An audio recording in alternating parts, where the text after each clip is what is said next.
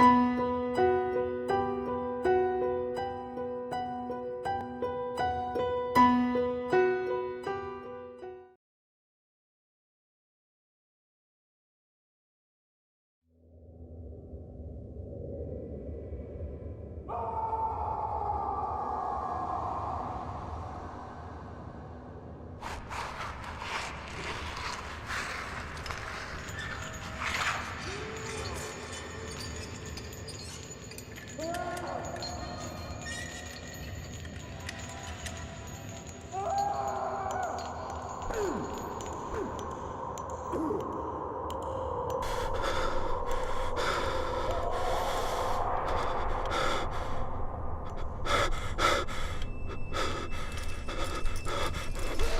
have to get him out to question him.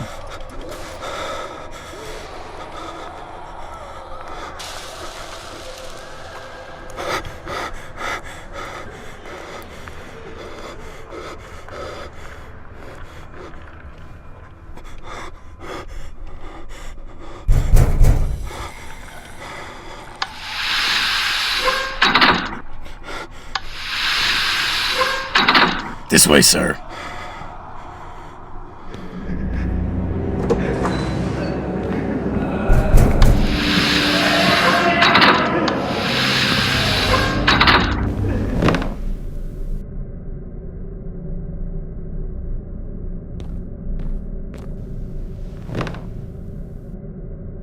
What is your name? Jack Bowie, officer. How old are you, Mr. Bowie? 24, sir. Okay, I'll mark that down in the log. Can I know what I'm being charged with exactly? Of course!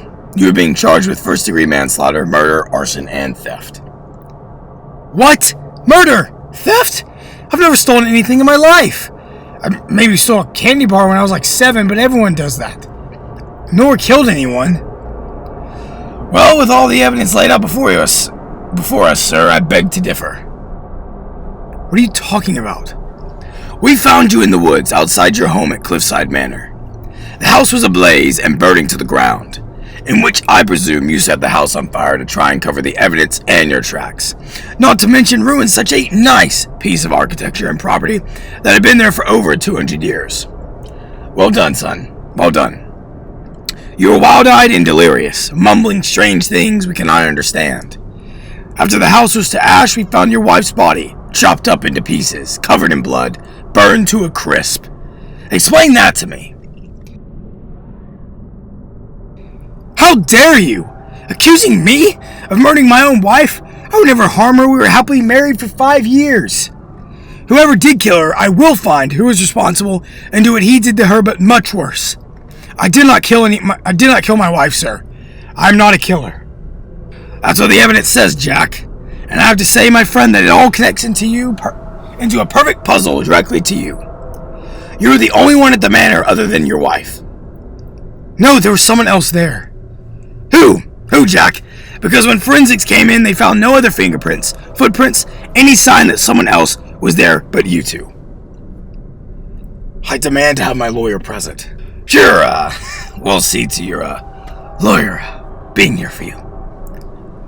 That sounded sarcastic. That's because it was, you sadistic freak. Killing your own woman like that is up to a life sentence in state prison. I mean, chopping her up like that? How could anyone do such a thing? You, of course. Fuck you!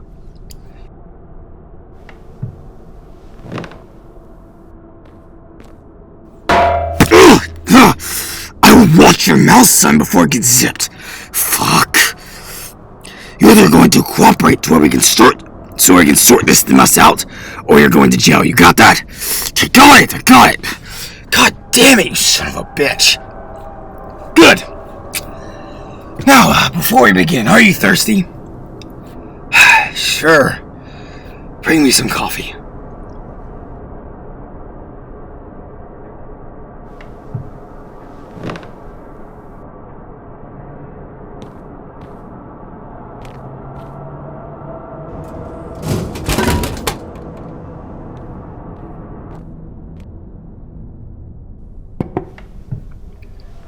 Thank you. We might as well get into it, because we have a long night ahead of us, my friend. So what do you do for work, Mr. Bowie? I'm a writer. A what? An author. I write books. Ah, I think I've heard of you.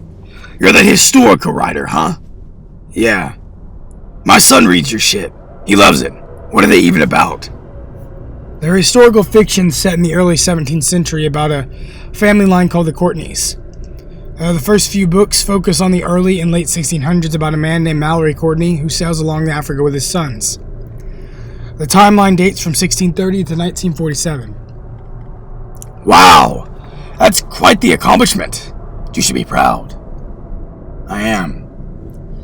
Well, I hate to break it to you, Jack, but this is not one of your fantastical seafaring voyages like in your book. This is the big house, and the doors are going to come slamming down on you hard, unless you start telling me what happened that week at CliffSide Manor. You best start talking. I don't have to tell you anything. Fine. Then I'll see you in court hearing to hear your sentence. Fine, I'll talk, Jesus. What did your wife do? What was her name? Her maiden name was Ashley Jones, but now it's Ashley Bowie. She was a data analyst, studied potions, old bones, mythology, like Egyptian, Norse, Viking. She was amazing at it. I could never figure out how she knew so much about just a simple little clay pot, you know? Or how she could read hieroglyphics. I could never read that shit. Only she could, and she was the best of the best in her field. No, I don't know. So when did you kill her then? Did you guys get into an argument and your heart got too high so you couldn't handle her yelling? Or did she steal the last cookie in your cookie jar and you got pissed? No! I didn't kill her. You have to believe me. Don't fuck with me, Jack. I know when you're lying. I'm not fucking with you. Then you best start talking. Fine. But I must start at the beginning. That way you can understand the story and my side. Very well. Let me assemble the recorder.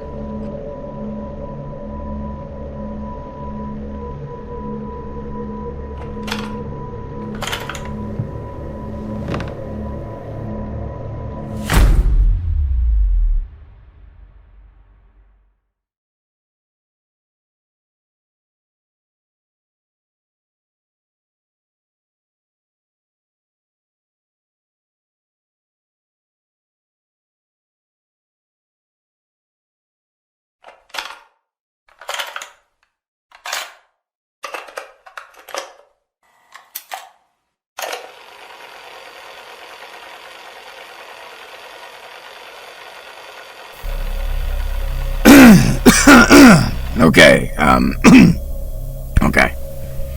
This is Officer Pinkerton, recording on November 6th at 12:18 p.m., 2021.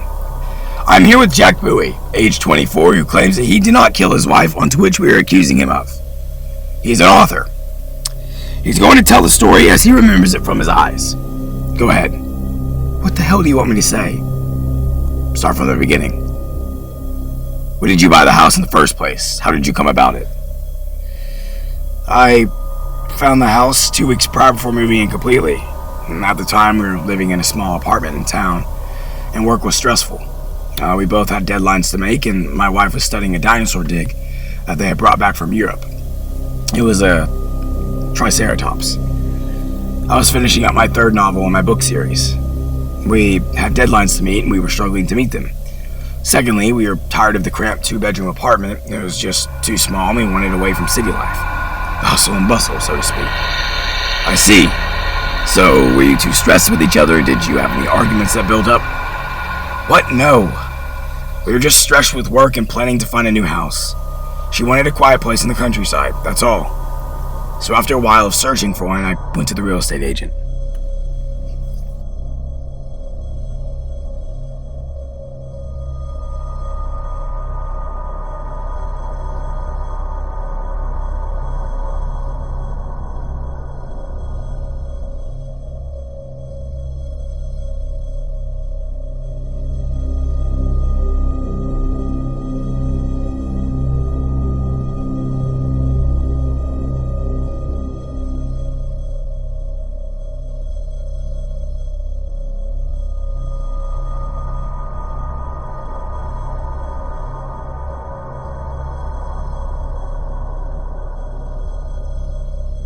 I found a nice manor about 20 miles from the city that was in a mountain cove surrounded by a forest. It was a Victorian house, 3 stories, that was fully furnished, going for $45K.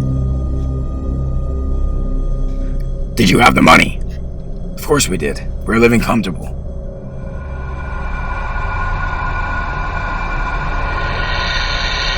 So after I sealed the deal, I went back to our apartment and told her that I bought it.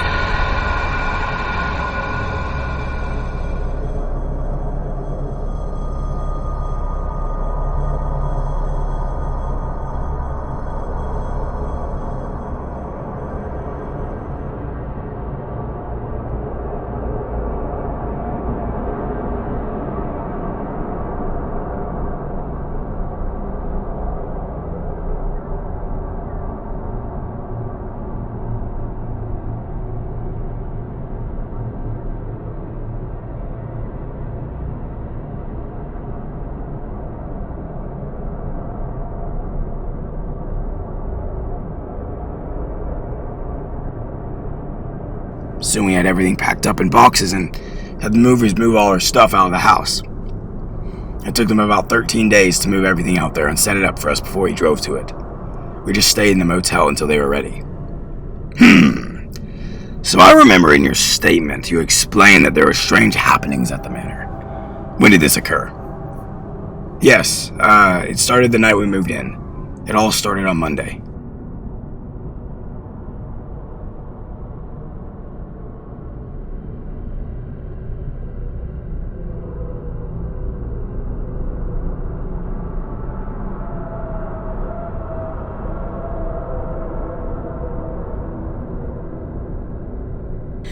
We pulled up in our car Monday morning after everything was moved in.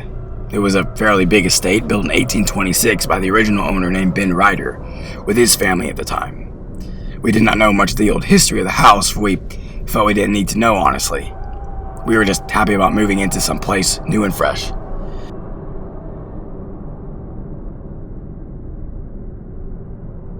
The drive from town to the house was about 30 minutes, so it wasn't bad. It was perfectly furnished, along with our stuff.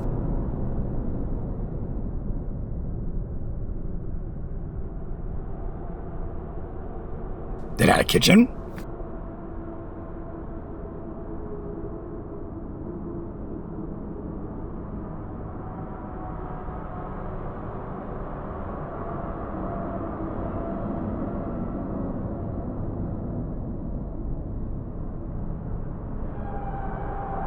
dining hall,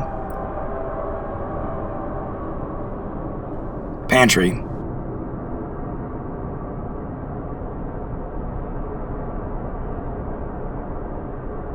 TV room, living room,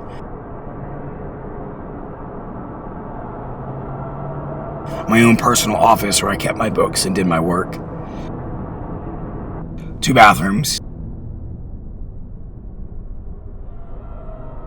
library,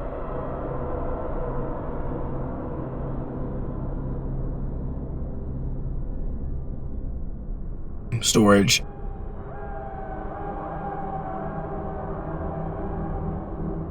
a bar, an attic, a main bedroom, and much more. Everything was perfect. We had our own grand piano from Japan placed there with the harp. My wife Ashley played the piano and has mastered many musics like Mozart, Bach, and Botticelli, while I played the Irish harp.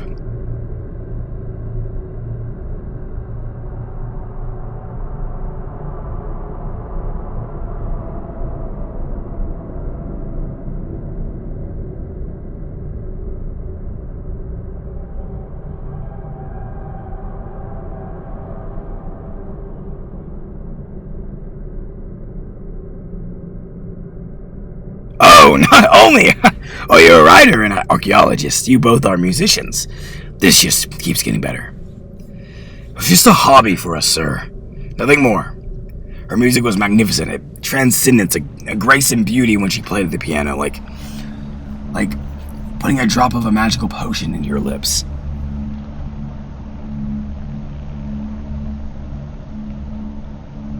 Was there anything on the property outside the house? Yes, there was a boat dock to sail out to the guest house, and there was one more guest house connected by a bridge across the water. There was a huge river and lake through the cove, and a horse stables was down by the farm.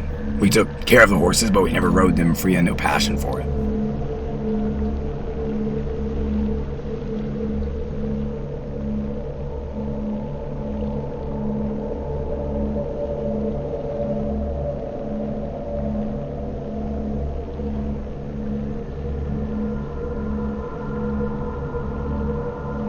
Quite the house, Jack. And the money. Sure you didn't steal the money? If you'd quit accusing me of nonsense, I might explain, please. I did not steal the money. I earned it from my books. Hard work, that's all. Plain and simple.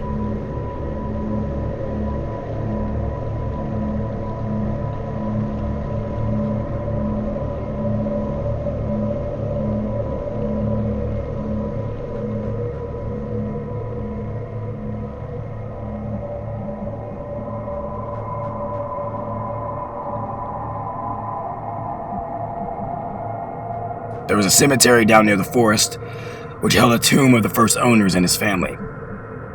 We thought nothing more of it.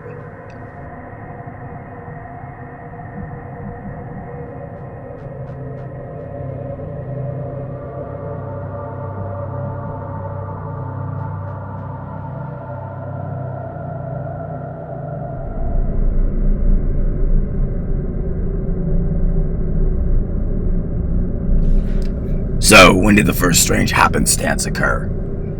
It was Monday night.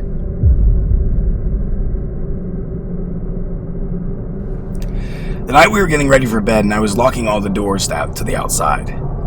Whatever any normal family does, you know. Afterwards, we were getting ready for bed.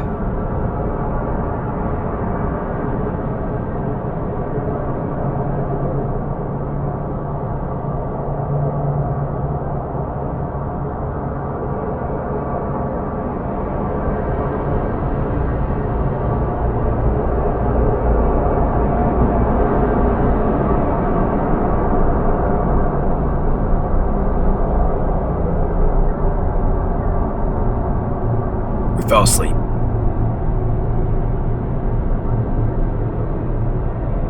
At some point, I woke up because I was thirsty, so I went to the kitchen to get some water.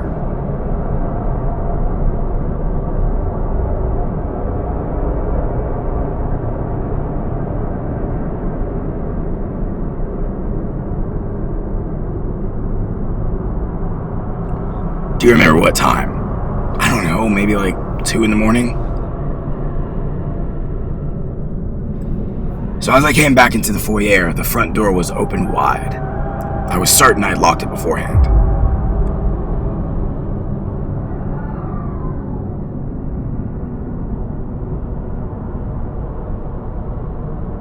Could have been the wind.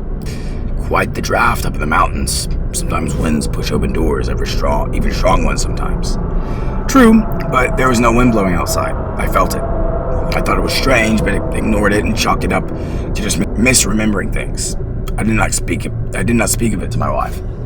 Why? It was just some weird thing that happened, and I felt I didn't need to form a conversation. You said that everything seemed to get gradually worse throughout the week. How so?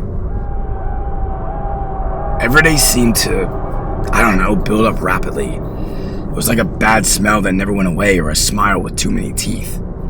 Tuesday, something else did happen. What happened Tuesday? At around 11 in the morning, me and her were just watching TV together, flipping through the channels. Nothing good was on, only this weird YouTuber called Mr. Jack-O-Lantern. Oh, I know him. My kids watch him on YouTube. He's actually pretty funny. Does Minecraft videos, gaming videos, documentaries.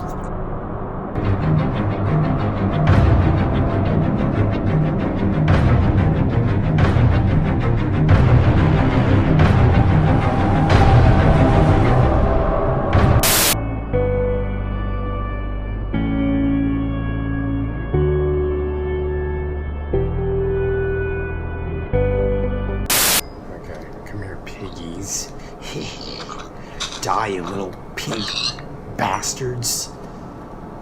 Okay. One of the more bizarre stories of hauntings in London comes from 1626. In April of that year, London experienced a particularly cold season, and during a carriage ride in Highgate, delicious. And then you're supposed to stir it and then drop 2 things of ice on it. I guess I can just stir it with this.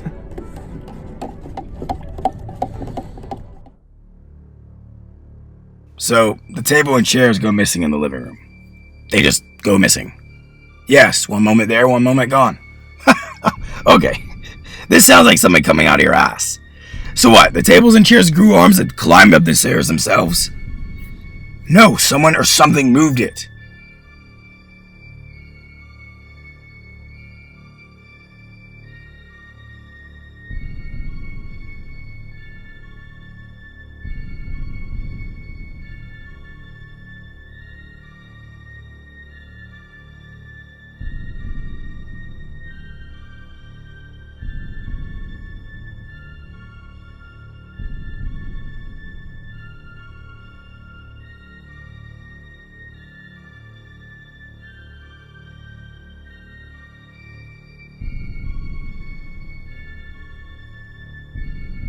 They're in the hallway upstairs now.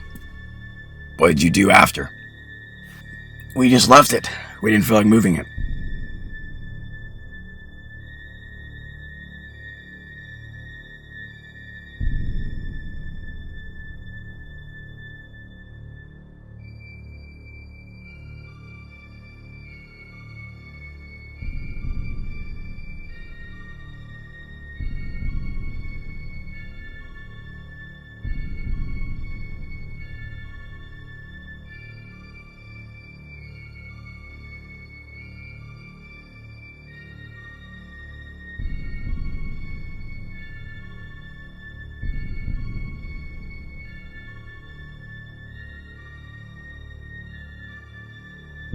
The next thing we knew, the TV was missing. Just gone. Did it ever come back? No. Objects disappearing and moving at will sounds like a fairy tale, if you ask me. But it happened, sir. You have to believe me. Okay. Say I continued to believe you. What then? What happened next? The next thing that happened was one of the most terrifying things that I'd ever seen in my entire life. When did this happen? Wednesday.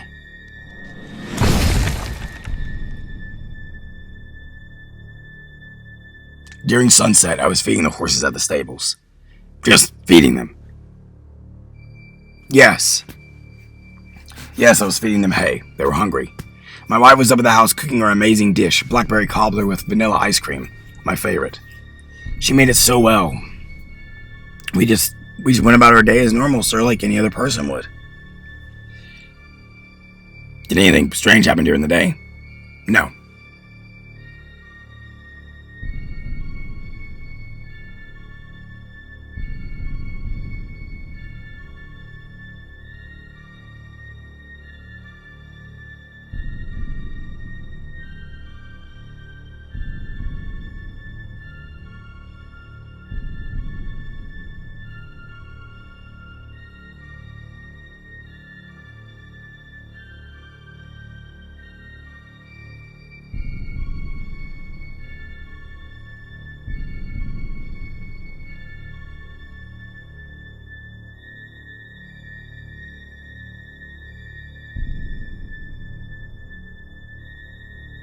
When I came up to the food, she had placed it on a table.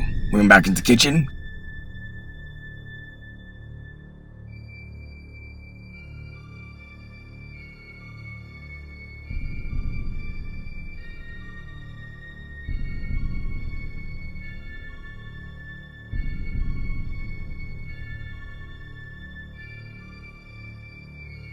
Came back and there was food all over the table.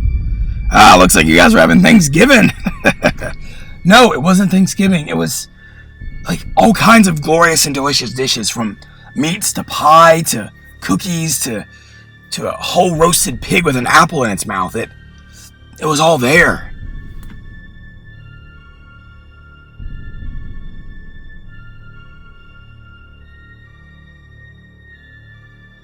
At night was when it happened. I was woken by a horrible blood-curdling scream. It woke us both up. It sounded like some animal was being hurt badly.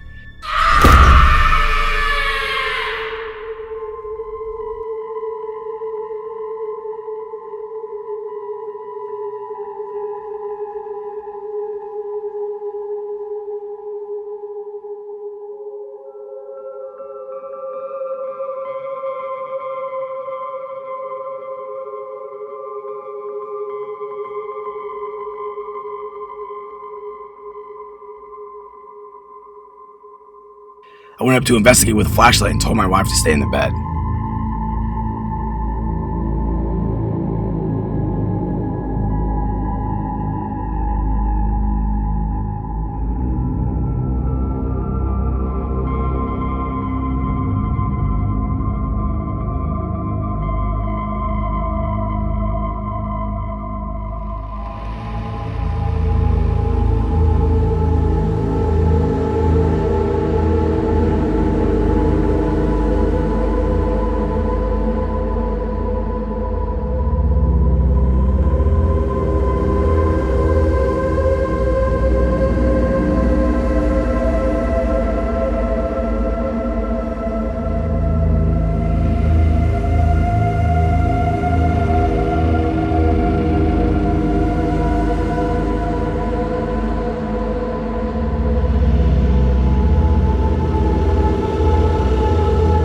In the stables, I found the horses slaughtered. Blood everywhere, flesh chopped up and stables broken into. I was shocked.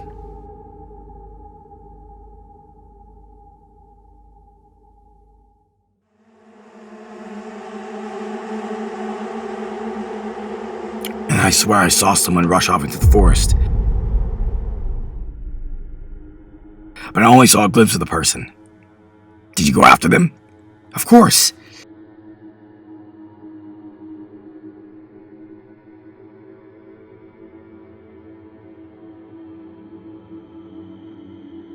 But I could not find them, and instead I found the cemetery and got lost.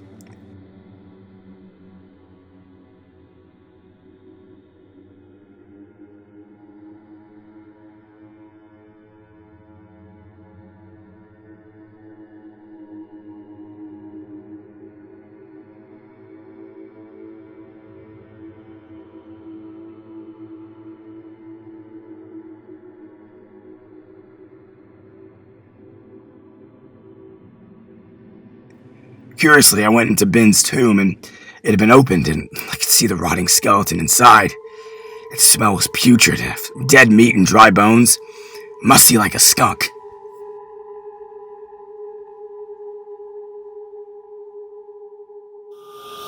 I ran back to the house and woke up my wife, and I told her about what happened. I told her that I saw someone and that the horses were killed and the graves were defiled and dug up. How did she react?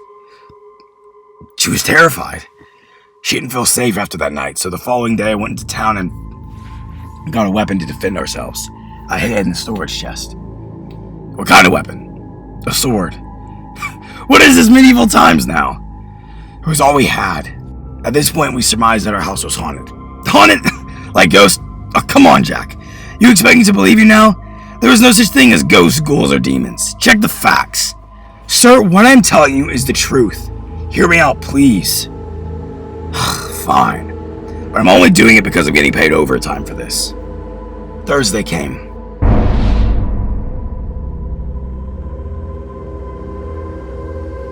I was working in my office on my latest book cover, while my wife Ashley was upstairs showering.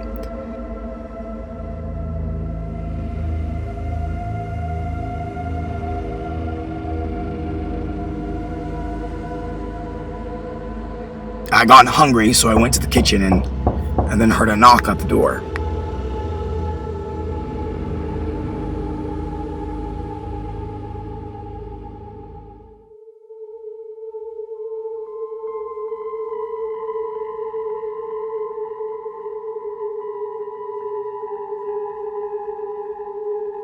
I went to check in, and we had just gotten town mail. Most of it was junk until I got a letter from my publishing house confirming that my 2 books had passed the $20,000 purchase rate. I was overjoyed.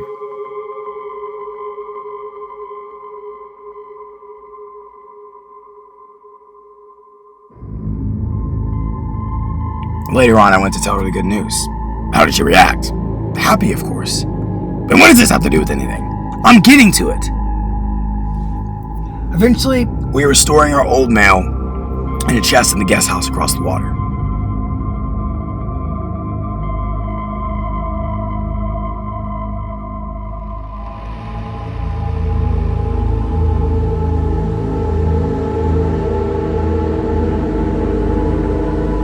As I was putting it in the chest, I looked out the window down to the horse stables, and then I saw it. Saw what? It. The creature. Ghost. I don't really know what to call it. It was just outside our living room window, down near the stables, just staring at me. Soulless eyes. Red eyes. Gnarling fangs as sharp as needles. Its skin was horrible. Dry and ripped, to where I could see pieces of flesh dangling off it. It just kept staring at me. Staring. Not breaking eye contact. I eventually heard some noise and I turned back and it was gone.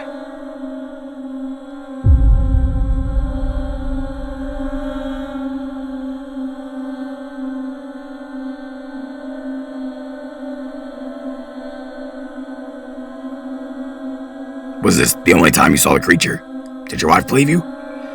After I showed her my book, and after what has been happening, we thought of a deranged serial killer was on the loose. Of course she believed me. I was her husband. We didn't see it for a while.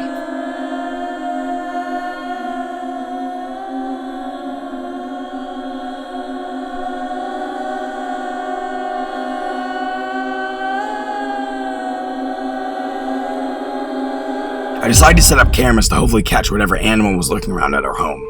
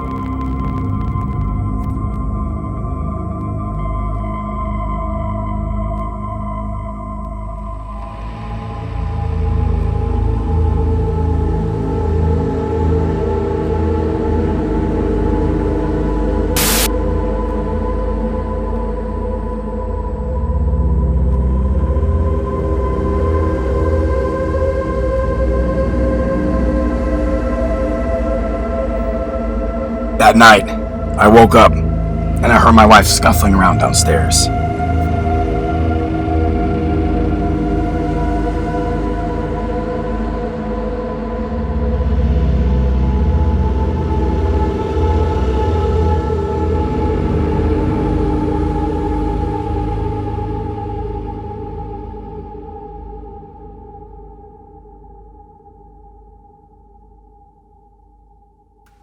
I come down and she was in the living room, holding a knife, chanting and whispering mutterings of Latin, something I'd never heard of.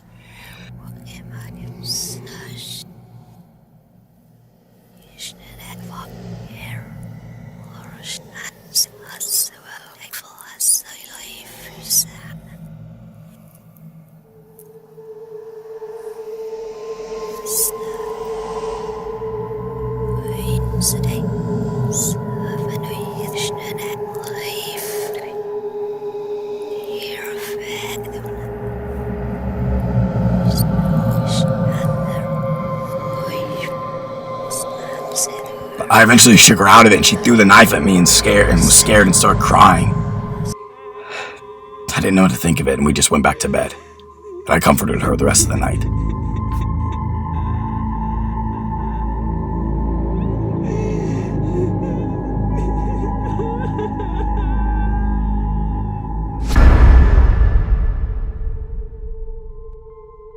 Friday morning, early, came, and me and Ashley gathered around my computer in my office and watched the tapes together.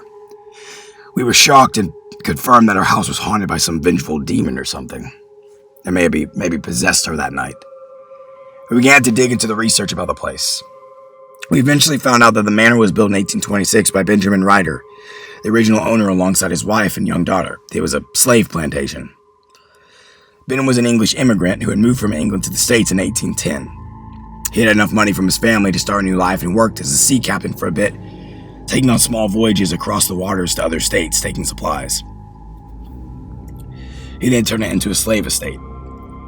He would sometimes spend time in his study, which was now my office, and play sea shanties with his cello and sing them. He met his wife, and they had a daughter in the 1830s, but she died of drowning in the lake at age 6. So distraught, the wife checked herself in the loony bin, and he eventually hung himself in the attic. A dark history, with a cruel past, but after finding that out, we were unsure about living here, and possibly confirmed that the ghost we had been seeing could be Ben Ryder or his wife. It looked like we were being haunted. Haunted, like you said. I hardly think haunting is the problem. You see, it seems like the story's going tits up. It gets worse.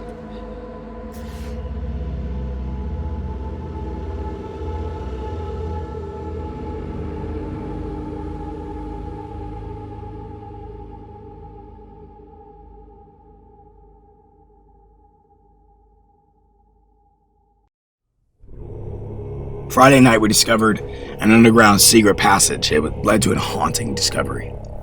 What did you find?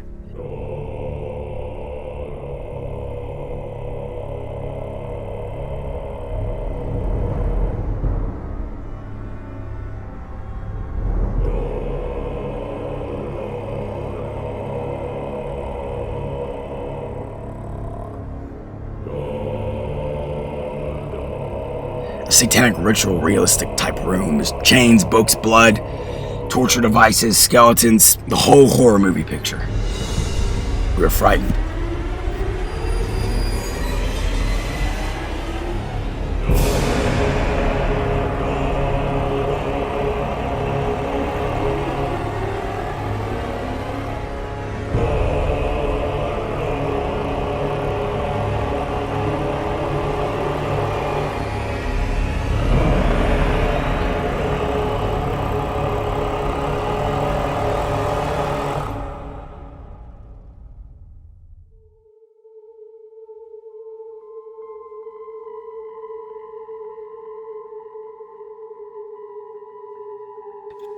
What did you do? We boarded it up with wood. We were scared, and at this point, questioning if we should move.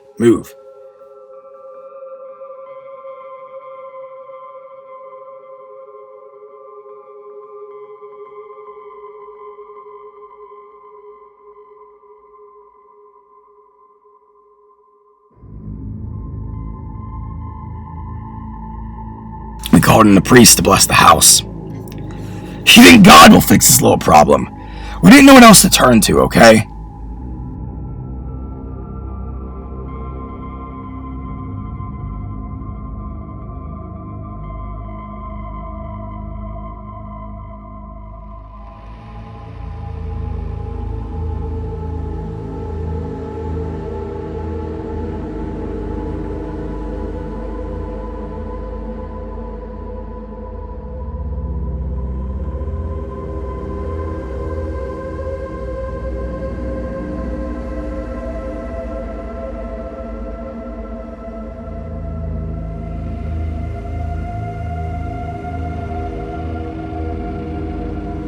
Saturday morning came. I woke up with my wife. She had to run to the grocery store in town and left me at the house by myself.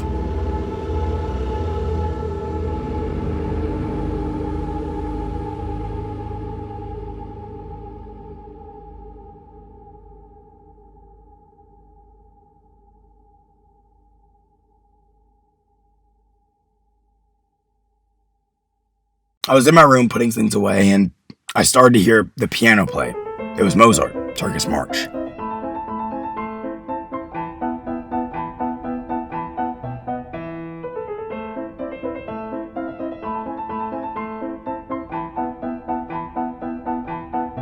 Once I got downstairs, the music stopped, and no one was there.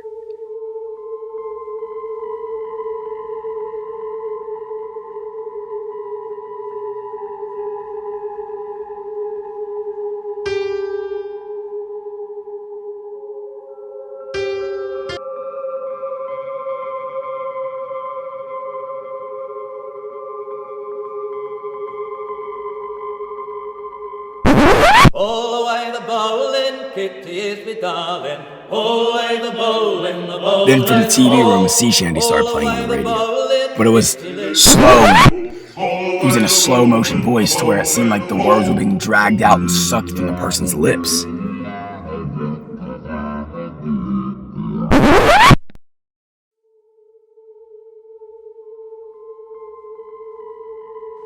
I was so scared that I stayed in my room all day.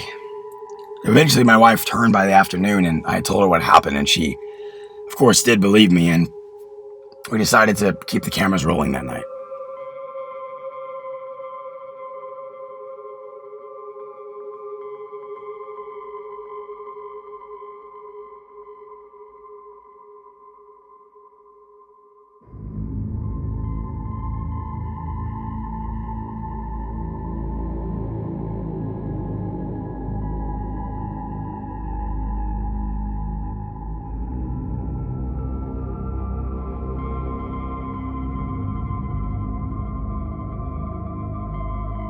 Sunday morning came. I woke up, and my wife was not there. I didn't think anything weird or worried at first because I thought maybe she had gotten up before me and was showering or was in the kitchen making coffee or breakfast. She always did make a good breakfast. Bacon, eggs, it was delicious.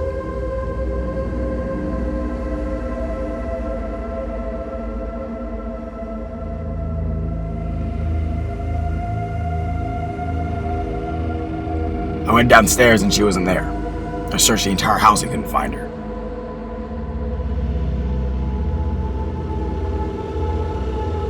And the car was still out, so she hadn't left the property. I knew that at least. I started to panic, worry that something bad had happened to her. I was worried sick all day and couldn't figure out where she had gone. If she had gotten lost or was in an accident. Eventually, by the afternoon, I called the cops. But they wouldn't arrive till nightfall. I waited till night, and then it happened.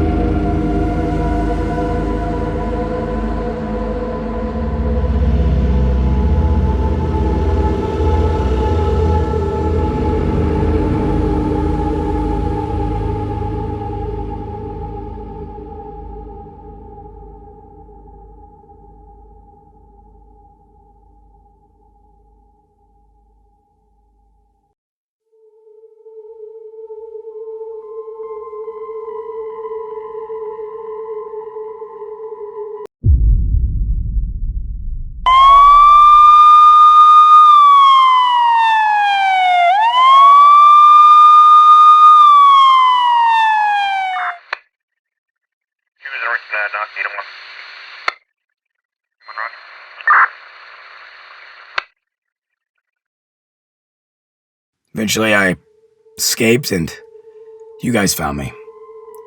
Well, Jack, that's quite the tale. Ghosts, demons, creatures, and vanishing wives. A house catching on fire.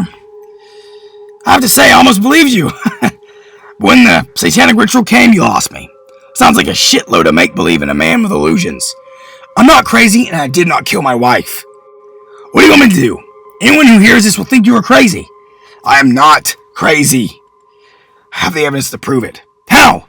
You can't prove anything, Jack. I will see you at the court hearing, sir. I'm sorry. You aren't sorry. You're a gutter snipe. Hey, watch your mouth, boy. I swear to you, I will love to lock you away forever. I can at least get you a parole. I know, but that isn't needed. But sometimes you have to see it to believe it. What are you talking about? You see, officer, I had my suspicions about you from the start. But you would not buy my story at all. Not a single word. So instead, I thought I'd show you. What do you mean? Oh my God! What the hell are you? The truth. What are you? Have you forgotten so easily? We are you. We are the madness that lurks within you all, begging to be free at every moment in your deepest animal mind. We are what you hide from in your beds every night. We are what you sedate into silence and paralyze. When you go to the nocturnal haven where we cannot tread, we are free.